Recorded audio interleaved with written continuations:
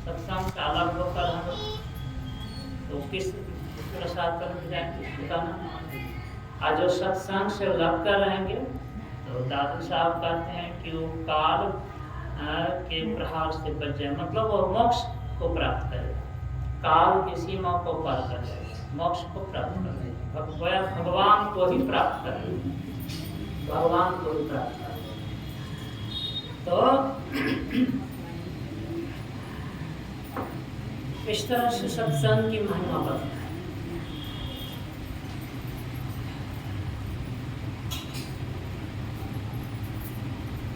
तो सुन रहे थे कि किस तरह से सुनना चाहिए सत्संग, तो इस तरह थोड़ी समझाई मुदित मन मध्यही अति अंधा लहई चारि फल छतम साधु समाधि। सत्संग को जहाँ भगवान श्री राम ने प्रथम भक्ति कहा, वहीं पर सत्संग के वचनों को सुनने को दूसरी भक्ति कहा। प्रथम भगवती संतन कर संगा और दूसरी रतिमम कथा प्रसंगा। पहली भक्ति संतों का संग है और दूसरी भक्ति है मेरी कथा की चर्चा में प्रेम, प्रेम से कथा वार्ता को ज्ञान चर्चा को सुनना, यह दूसरी भक्ति। तभी हम लोग दो तरह की भक्ति करें, शांति दोनों तरह की भक्ति एक साथ हो रही है। भगवान की दोनों तरह की भक्ति एक साथ हो रही है, दो तरह की भक्ति एक साथ हो रही है। संतों का संग में बैठे हुए हैं,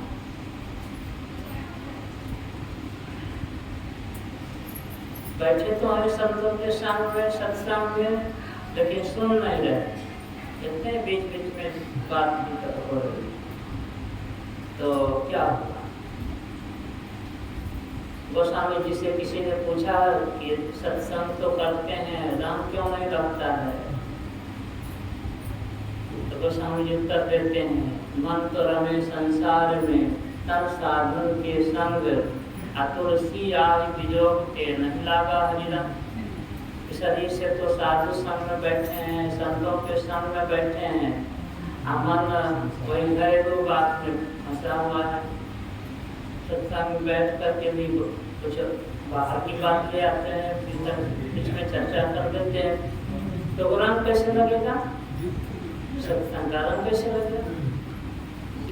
रंग तो यहाँ रहेंगे, मन यहाँ रहेगा, शरीर जैसे यहाँ पर है तो मन भी यहाँ पर है, तब न रंग चलेगा। और याद रखिए कि सत्संग का रंग शरीर पर मन पर चलता है।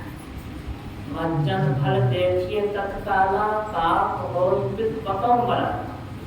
ये रंग लगने का क्या पहचान है? कौवा कोयल हो जाता है, बहुला हंस हो जाता है, मतलब कटुबाती मधुर भाषा अनाप शनाप जो बोलते हैं उसको सब बोलना बंद हो जाएगा। अच्छी अच्छी बातें बोलो, गंदा बात जो गंदी बात जो बोलते हैं, गाली गलौज या जो नहीं बोलना चाहिए, सो सब बातें जो बोलते हैं लोग आपस में, कहते सो सब बातें सत्संगी के मुंह से नहीं निकलती। सत्संगी के मुंह से अच्छी अच्छी बातें निकलती है।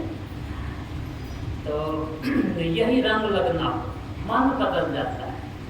शरीर नहीं ऐसा कि कोई काला है तो गोरा हो जाएगा सत्संग करने, सो बात, बल्कि उसका मन बदल जाएगा। और जो कोई मांसाहारी है और ठीक से सत्संग सुनते हैं तो उसका खान पान बदल जाता है, मांस मछली अंडा शराब ये सब खाना पीना छूट जाता है। गौर से सुनने पर, प्रेम से सुनने पर ये बदलाव उसके जीवन में आ जाता है। एक जगह मैं सत्संग कर रहा था, रात का सत्संग था और दरवाजे पर गर्मी का सीजन था, तो दरवाजे पर भी बाहर थोड़े में आकाश में सत्संग हो रहा था। बगल में धान का कुछ फसल का खेत था,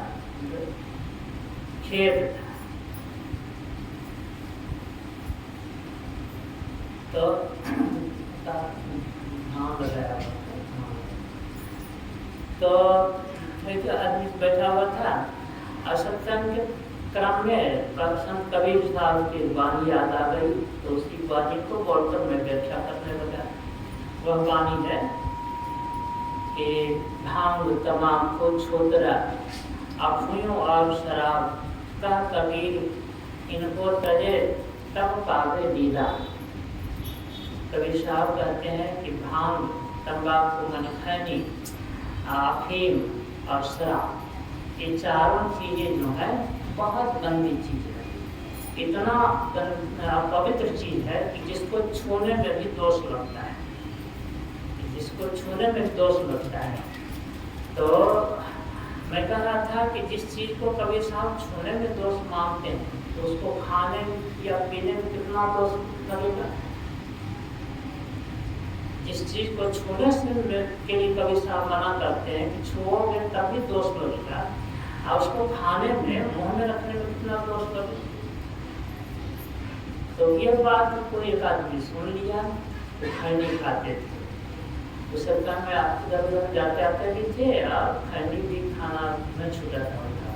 और खैनी एक ही चुनौती में दोनों तरफ मुँह, एक तरफ खैनी एक तरफ चुना वो कमर में रखे। तो यह बात सुनी ना, वो उसको लग गई बात। उसी समय खैनी का चुनौती निकाल कर क्या धान खेत में फेंक, जीवन में खाना नहीं। तो मैंने उसको फेंकते हुए तो नहीं देखा। दूसरे दिन एक सज्जन, उसी गांव के सज्जन, दूसरे या तीसरे दिन यहाँ आए मंदिर, तो कहने लगे कि उस रात जो आप सत्संग कर रहे थे, उसमें एक आदमी जो बैठा था, नाम लिया, तो उसको पहचानते हैं। तो मैंने कहा हाँ पहचानते हैं। जो कि वो खैनी खाते थे, और जो उस रात में जो आखिरी कबीर साहब की वाणी कही उसको लग गई। उसी समय खैनी का चुनौती निकाल कर फेंक दिया खेत में। अब आप जीवन में कभी खैनी नहीं खाओ। तो यही हुआ रंग लगा। गौर से सुना तब ना रंग लगा, नहीं सुनता तब इस तरह का बदलाव होता। ये बात को स्वामी जी कहते हैं कि मध्यम फल देखिए तत्काल बदलाव होता है। तत्काल बदलाव यही हो गया, तत्काल बदलाव। पहले खैनी खाता था, सुना गौर से, तो तुरंत खैनी खाना छोड़ दिया। कितने लोग तुरंत मांस मछली खाना छोड़ देते हैं, आज से मांस मछली नहीं खाते, बहुत गंदी चीज है। यही बात तत्काल फल। ऐसा नहीं कि आज करेंगे तो बाद में मिलेगा। सुन, सत्संग आज करेंगे तो इसका फल बाद में मिलेगा, अथवा मरने के बाद मिलेगा, सो सब बात नहीं। हम लोग कहते हैं बस इसी जीवन मिलेगा और अभी मिलेगा, तत्काल मिलेगा, तत्काल मिलेगा। ऐसा सुनकर के आश्चर्य मत कीजिए। किन किन को मिला तो दो चार उदाहरण दे दिया। रत्नाकर कितना क्रूर कर्मी था, लोगों को लूटना, जान से मार देना। संत मिले, संतों का उपदेश मिला, तत्काल बदलाव हो गया। तुरंत उसको अपने कर्मों से घृणा हो गई और कर्म करना छोड़ दिया। फिर जो करना चाहिए था सो करने लग गया, तो संत बन गया। यही हुआ जीवन काल में, सब कुछ मिल गया। संत बन गए तो क्या बाकी रहा? मति की रति गति भूखी भला ये सब मिल गया ना, याद धर्म काम मोक्ष कोई कमी रही। तो जीवन काल में सब कुछ मिल गया।